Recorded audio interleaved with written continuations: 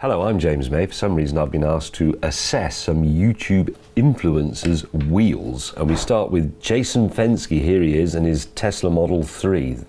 Look at him there with his upbeat American ways and his perfect teeth. And his Model 3, he did buy an original base Model 3, I think, when they came out, and then he decided that wasn't good enough and he swapped it for that one, which is the performance version with the big battery. And I think that's actually a pretty good choice. It's a poor colour. I think red is a very poor colour for the Model 3. But I like his videos and I like Teslas. I'm interested in electric cars. I can't really roast that and go, ha ha ha, Jason, you big knobby, you've bought a Tesla, because I like them. He's also got, he sold his S2000, I believe, is that right? What did he buy instead? A Subaru?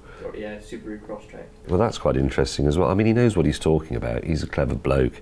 So, yeah, I'm not roasting him. Hair needs messing up a bit. Right, TJ Hunt's Ferrari 458 GT3. Now, I know the story of this. It's not a real GT3 racing car as was. It's a 458 Italia that he bought, I believe, as a bit of a wreck. It had had some sort of shunt, and then he's put GT3 body parts on it, like the front. They're all pucker. The front, you know, the chin, the wheels and so on. And it's, I mean, it's very well done. Not going to deny that, but I think it's a little bit flashy because it's not actually true.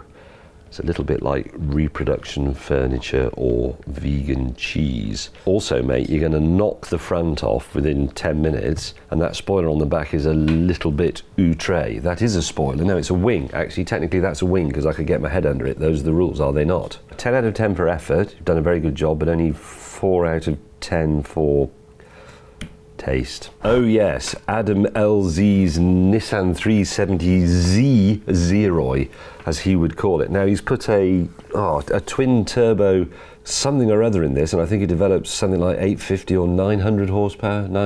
He claims that. Has it been on the lie detector? Does he know that it's true? I dynoed it about 800, 850. I think it's nearly killed him a couple of times, hasn't it? It looks like it should kill him, and it looks like he might be grateful for it, actually. Yeah, I mean, yeah, but no. The bonnet doesn't fit. The hood, I should say. Never have your engine exposed. Seen through glass, yes, Ferrari 360. This is a nice car. It's one of the Ferraris that does look right in red, weirdly. I'm gonna have difficulty dissing that.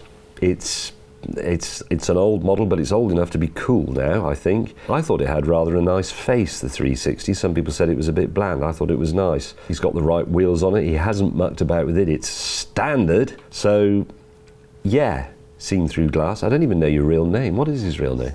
Sam, that's it, yes. Manual as well. And it's a manual, I've just been told. I didn't know that, and that is very good, because those early F1 gearboxes, that was only the second V8 Ferrari to have them, the first being the F355 F1, and they were a bit of an sort of an act of faith. So stick with the manual. Later ones, I would say, 458 and so on, with the twin clutch, have the paddles. Yeah, actually, Sam, nice motor, sweet whip, cool wheels.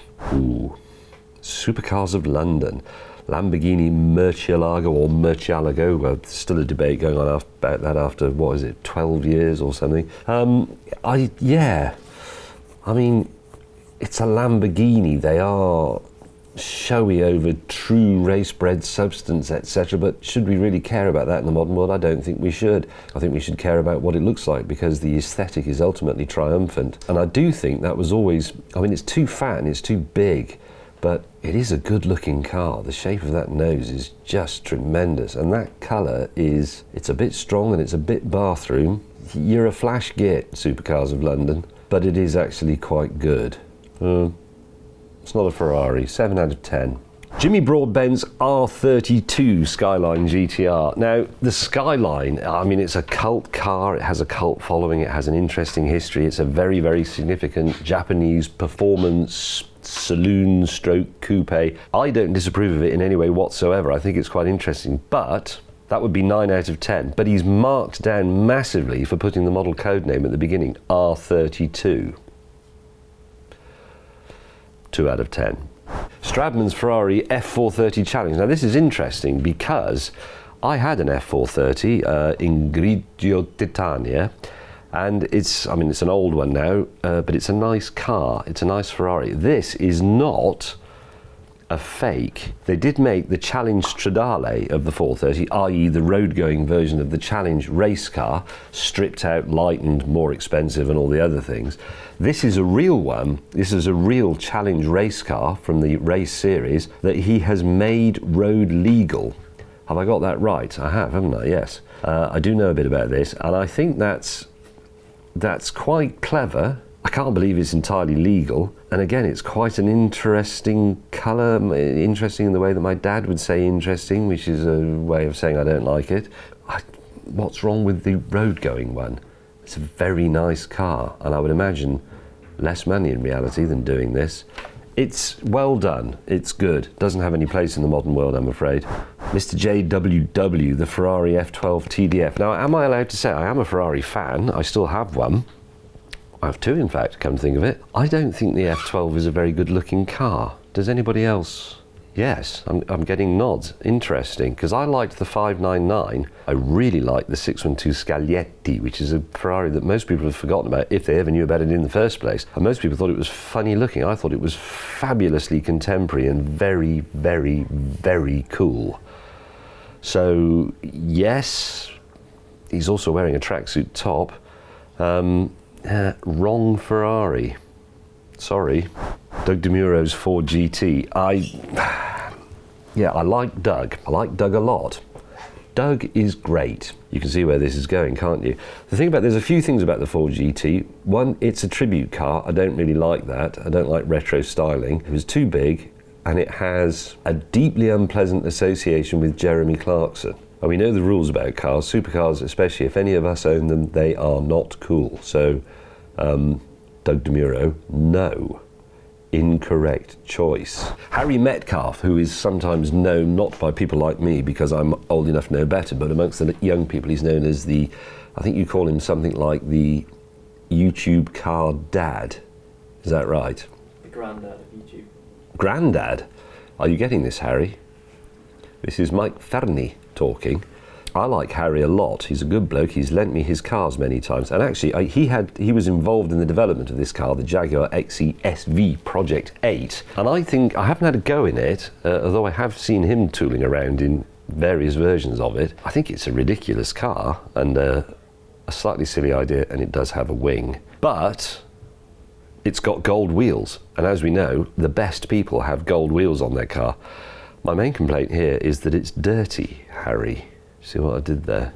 So I'd say let's just have a quick recap, going all the way through those. Jason's Tesla, yes. TJ Hunt's Ferrari with the GT3 thing, yes, bit suspect. Adam LZ, well, he's lucky to be alive with that thing, so all credit to him on that, yes. The 360 seen through glass, that's standard, we like that. Yeah, Supercars of London, the Lambo Murcielago, it's sort of cool, even if it's a bit crap. The Skyline is marked down for having the model code number on it. Stradman's F430 Challenge, that seems like a mad idea to me, but you know, if that floats your boat. The F12, Mr. JWW, he's mates with Seen Through Glass, isn't he? They go off driving supercars together. I think it's the wrong Ferrari because I think they're ugly. Doug's Ford GT, I can see why he loves it. It's just, you know, doesn't give me the fizz, I'm afraid. Harry Metcalf's dirty car, that's just a picture of a dirty car taken somewhere. Okay, I'm going to pick a favourite, that's what I'm expected to do. It's going to be, it's quite tricky actually. Bit boring, I suppose. I'm going to pick the Ferrari 360. Seen Through Glass's Ferrari 360. Standard, nice colour combination, obviously loved, correct wheels, all those things I like that. Ferrari knew what they were doing when they designed that car, and he's left it alone. Let that be a lesson to all of you. Anyway, thank you for watching. Do let us know, like, comment, subscribe, whatever. Do let us know in the comments below which other influencers' cars you think we should look at, and also let me know what you think of these. Tell me which one is your favourite. I mean, if you don't pick the 360, you're wrong, but you know, it's a free world, it's the internet. It encourages debate. But you're wrong.